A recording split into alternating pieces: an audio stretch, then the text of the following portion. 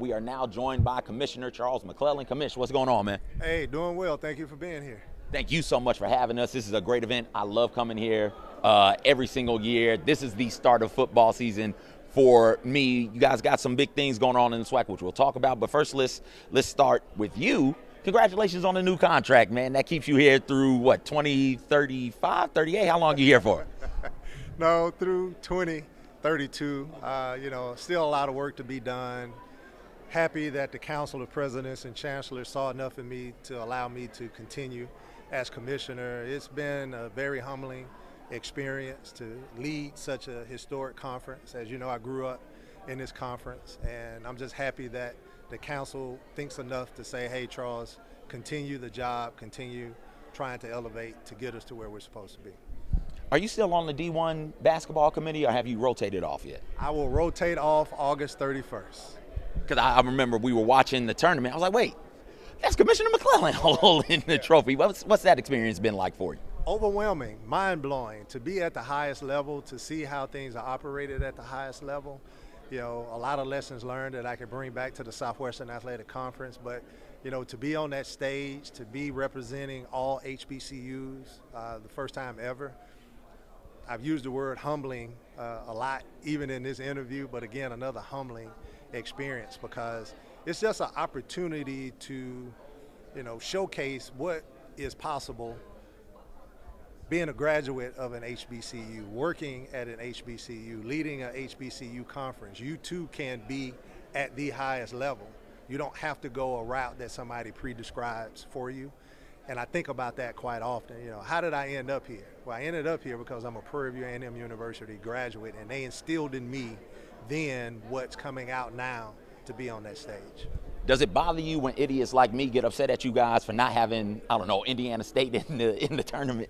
No, it doesn't. The same way it doesn't bother me when people criticize within the Southwestern Athletic Conference. That's what this is really all about. And if you get bothered by criticism, you're in the wrong business, right? It was, again, a good experience. As chair, I was responsible for going to all 4 sites. So I started in Los Angeles for that game on Thursday. And then we flew Friday to Dallas for that game. And then we flew Saturday to Boston for that game. And then we flew Sunday to Detroit for that game. But when I was in Boston, all of the Big East fans were there. And they were chanting, and they were calling my name, and they were calling me idiots. But at the same time, they wanted to take a picture. And then after the picture, they called me an idiot. That's what sports is all about. It unites, right? It's not a Democratic or Republican type deal. It's one of the few things that's left to unite. And you could be upset that Indiana State wasn't in the tournament, but at the same time enjoy the tournament. So that's ultimately what we do within the sports realm. That's a part of the business, and we accept it. Commissioner, you guys got some big news going on in the SWAC on the football field. Tablets are coming to the sideline. What went into that decision there? Just want our football team, 1, to be on the cutting edge of technology, and 2, to give them the tools that they need and that are necessary in order for them to be the best that they can be. I watch TV as well. I see the NFL with their tablets drawing up plays, looking at who missed the block or where you were supposed to be on this assignment.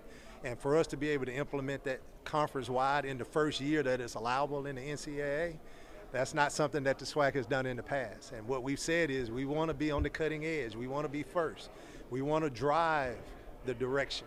So from an FCS perspective, we are the first.